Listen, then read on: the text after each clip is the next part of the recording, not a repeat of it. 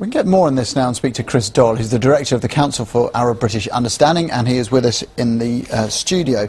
So there's pressure on Syria, but I don't remember hearing of anybody saying they were about to invade the country or launch attacks. So why is the president saying this?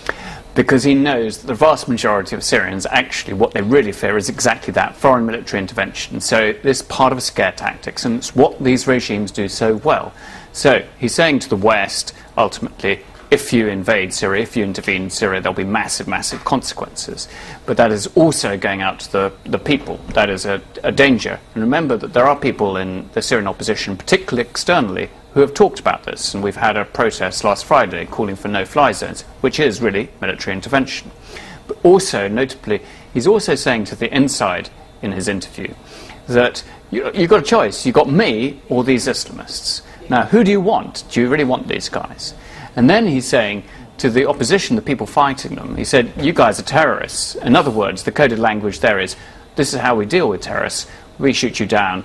You know exactly what happens. And he's inserting, really for the first time here, Al-Qaeda into the rhetoric as well. This is not something that he's done before. It's not something the regime has done before, partially because one of the things Syria had always tried to proclaim as one of their successes had been that Al-Qaeda didn't really exist in Syria. So to say that it was there and present, which it's not, is almost an admission of failure.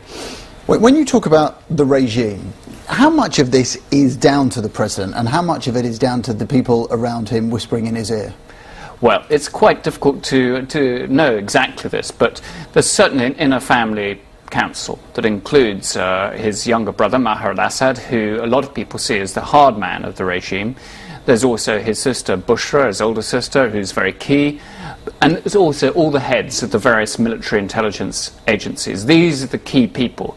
There are then also the ministers and the vice president. Frankly, these people are there at the regime's beck and call, and it's questionable how much power that they have.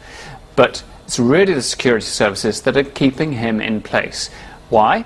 Essentially, they have no more props to keep the regime in power.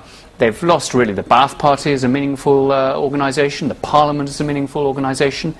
If the security services left, say, a city like Homs now, the third largest city in Syria, there would be huge demonstrations. And they know this. It's only the security services that stop these demonstrations going into the hundreds of thousands. Almost the whole world really is now saying to him, you can't keep killing your people, and is really saying to him, you've got to stand down. Will there come a point when he just can't resist that pressure anymore, do you think?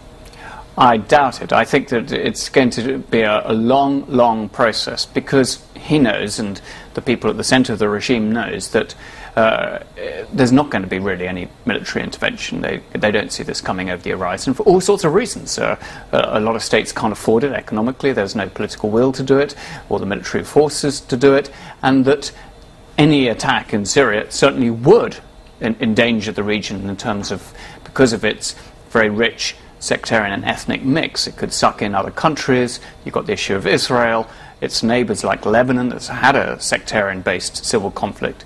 All would be affected. So in a sense the regime uses that. It uses the fear of the alternative. What we're not getting from Bashar, though, is something positive and constructive. He's not saying, look, this is my vision.